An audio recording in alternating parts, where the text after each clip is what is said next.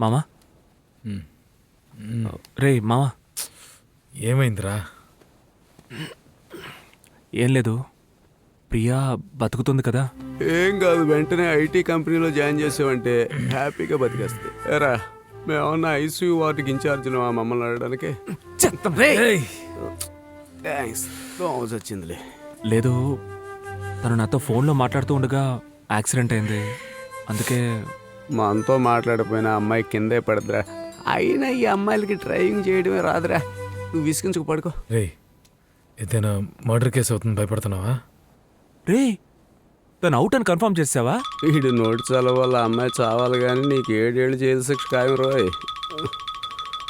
రే, hospital నుంచి phone వస్తుందిరా. రే, ఈ టైంలో హాస్పిటల్ నుంచి ఫోన్ వచ్చిందంటే కన్ఫర్మ్ గా అవుట్ అనుకుంటున్నాను రా. కన్ఫర్మేరా? ఫోన్ తీరా. రే, నా మనసు సున్నితమైందిరా, నువ్వు మాట్లాడు. రే, ఇది ఏమన్నా జిమ్నీ మ్యూజికా? నువ్వే మాట్లాడు. రేయ్, ఇవ్వరా. Hello hello hello. Nothing to worry అట. 1 వీక్ తర్వాత డిశ్చార్జ్ చేస్తానన్నారు డాక్టర్. ఈ విషయం అమ్మ ఫోన్ చేసి ఓ చెప్పమంది.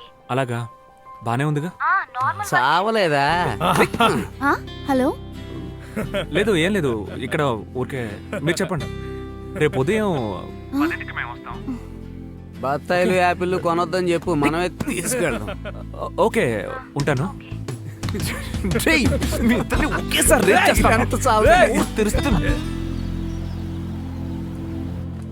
సూపర్ ఫిగర్ మావా. వాడి హైట్ కి ముందు వెళ్లే అమ్మాయిలు కూడా తొంగి చూసేస్తున్నాడు రా. మనం ఏం చేయగలం? వీడు మామూలు ఫిగర్ ని కూడా సూపర్ ఫిగర్ ని చేస్తున్నాడు రా. రేయ్, మీరు వెళ్ళండి, నేను వచ్చేస్తాను. రే త్వరగా రా, నర్సు బాగుందా, నువ్వు అడ్మిట్ అయిపోకు. హాస్పిటల్లో కూడా ఎవరిని వదలడా?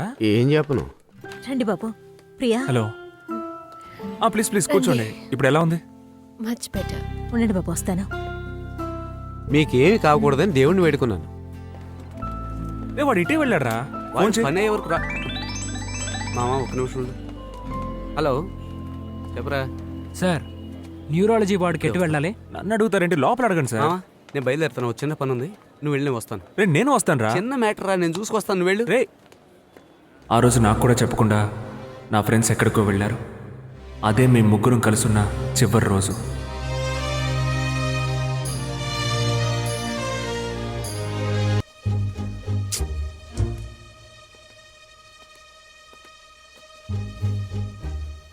మావా, నువ్వేం మాట్లాడుకో, నేను పిచ్చ కోపంలో ఉన్నాను. రే, నీతో ఒక ముఖ్యమైన విషయం చెప్పాలి. ఈ పనికి మన సాకులు చెప్పడం కన్నా సైలెంట్గా ఉండొచ్చు.